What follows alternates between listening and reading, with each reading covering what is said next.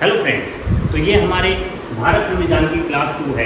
तो आज हम इस क्लास में अपने चार्टर्ड एक्ट अधिनियम कंप्लीट कर देंगे।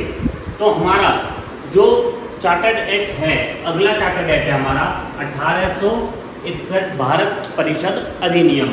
और इसी अधिनियम के तहत इंडियन हाई कोर्ट एक्ट पारित हुआ था, जो हुआ था आपका 1960 और 61 में।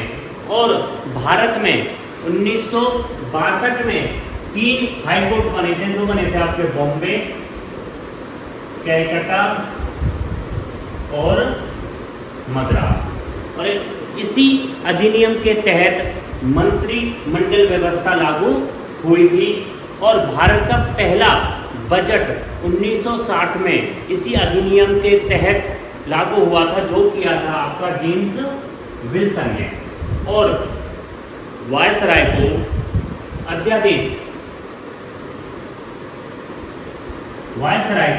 अध्यादेश लागू करने का अधिकार मिल गया था, परंतु इस अध्यादेश की जो अवधि थी वो थी आपकी सिर्फ 6 महीने।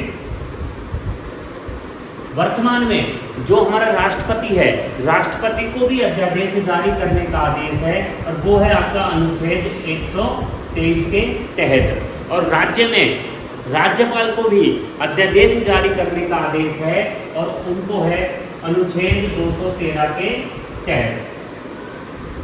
लॉर्ड कैनिंग ने इस अध्यादेश में पोर्टफोलियो सिस्टम की शुरुआत करी थी, और मुंबई व मद्रास की सरकार को अपने लिए नियम बनाने का अधिकार मिल गया था। तो इसी अधिनियम के तहत भारत में आईपीसी अधिनियम लागू हो गए थे। सरकारें थी, उनको आपका नियम बनाने का अधिकार मिल गया था।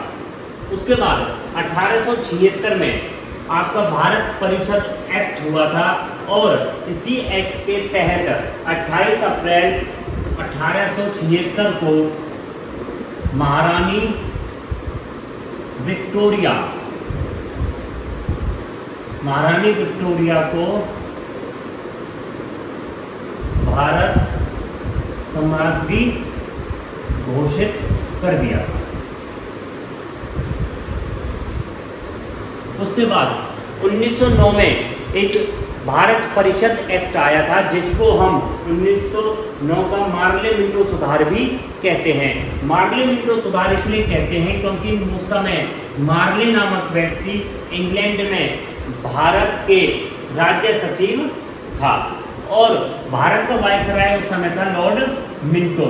इस प्रकार इस एक्ट को मार्ले मिंटो सुधार भी कहते हैं, और मार्ले मिंटो ही आपके सांप्रदायिक निर्वाचन के जनक हैं। उसके बाद वायसराय की कार्यपालिका में जो प्रथम भारतीय थे, वो थे आपके सत्येंद्र प्रसाद सिन्हा।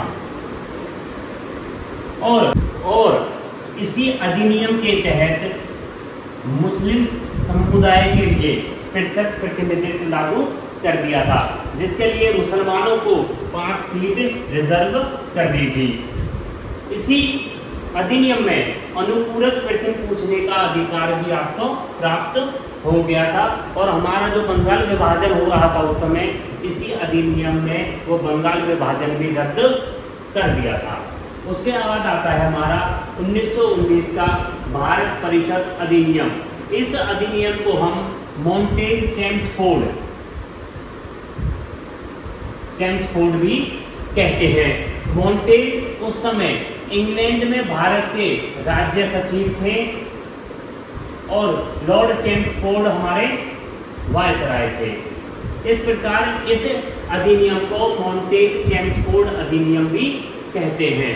जिस प्रकार मुसलमानों को आपके अलग प्रतिनिधित्व किया गया था, उसी प्रकार 1919 में सिख व ईसाइयों को भी अलग से प्रतिनिधित्व मिल गया था।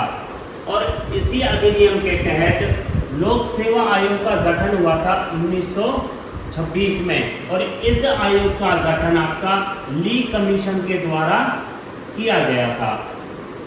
उसके बाद हमारे प्रांतों में द्वैध शासक प्रणाली शुरू कर दी थी, जिसके जनक हैं आपके लियोनस काटियस। और इसी अधिनियम के तहत महिलाओं को वोट देने का अधिकार भी प्राप्त हो गया था। इस अधिनियम के तहत 1925 में केंद्र व राज्य के बजट अलग कर दिए थे। और 1925 में केंद्र व राज्य के बजट अलग कर दिए थे इसी अधिनियम के तहत। और 1919 का भारत परिषद अधिनियम की समीक्षा के लिए एक गठन का आयोग हुआ था। 1927 में एक कमीशन का गठन हुआ था, जिसको बोलते हैं हम साइमन कमीशन। साइमन कमीशन का गठन हुआ था इस अधिनियम की समीक्षा करने के लिए। उसके बाद हमारा एक पॉइंट और है बीच में कि 1892 में भारतीय विधान परिषद को भारत के बजट पर बहस करने का अधिकार प्राप्त हो गया था। हमारा अगला अधिनियम है 1935 का भारत सरकार अधिनियम। तो इसी अधिनियम के तहत अखिल भारतीय संघ की स्थापना हुई थी। और इस अधिनियम में हमारे 321 अनुच्छेद, 10 अनुसूची व 14 हमारे भाग शामिल थे। 1935 से लेके और जब तक हमारा संविधान लागू नहीं हुआ था, संविधान लागू हमारा जब तक नहीं हुआ था, तब तक भारत सरकार इसी अधिनियम के तहत कार्य करेगी। उसके बाद प्रांतों में द्वैध शासन समाप्त कर दिया था और केंद्र में द्वैध शासन शुरू कर दिया था।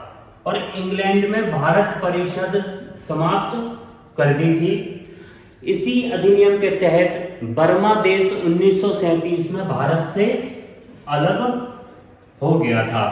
और दिल्ली में फेडरल कोर्ट की स्थापना 1935 में करी गई थी। इसी अधिनियम के तहत हमारे 7वीं अनुसूची में शक्तियों का विभाजन हुआ था केंद्र सरकार और राज्य सरकार में। इस टॉपिक पर हम अलग से एक वीडियो बनाएंगे। उसके बाद हमारे जो हस्तांतरित विषय हैं, हस्तांतरित विषय पर शासन दे दिया था मंत्री परिषद को। और संरक्षित विषयों पर शासन दे दिया था आपको वायसराय को। व्यापक जो हमारी व्यापक शक्तियां थी, व्यापक शक्तियां प्रदान कर दी गई थी वायसराय को।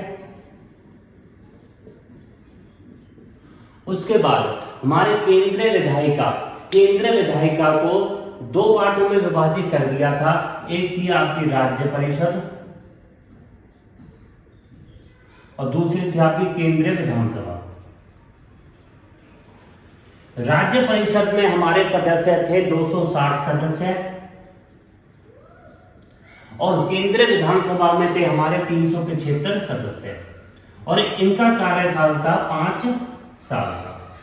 उसके बाद हमारे 11 प्रांतों में विधानसभा का गठन हुआ था और 6 प्रांतों में विधान परिषद का गठन हुआ था। उसके बाद 1937 में विधानसभा के चुनाव हुए थे 11 प्रांतों पर और इन 11 प्रांतों में से 5 प्रांतों में कांग्रेस जीती थी। ये 5 प्रांत है आपके मद्रास, बिहार, उड़ीसा, संयुक्त प्रांत और मध्य प्रांत व बरार। परंतु हमारे 3 प्रांतों में कांग्रेस ने गठबंधन से सरकार बनाई थी, जो थे आपके बंबई में लगभग पूर्ण बहुमत मिल गया था कांग्रेस को। उसके बाद था असम में गठबंधन से सरकार बनाई थी और उत्तरी प्रांत में गठबंधन से सरकार बनाई थी कांग्रेस ने। उसके बाद है 3 प्रांत। हमारे 3 प्रांतों में जो पार्टियां थी, जो पार्टी जीती थी वो थी आपकी मुस्लिम लीग, यूनियनिस्ट पार्टी और कृषक प्रजा पार्टी, इन तीनों पार्टियों ने गठबंधन से 3 प्रांतों में अपनी सरकार बनाई थी। तो फ्रेंड्स, ये हमारे चार्टर्ड एक्ट और अधिनियम की क्लास 2 थी। इसके बाद हम किस तरीके से हमारे संविधान का निर्माण होता है वो पढ़ेंगे। Thank you.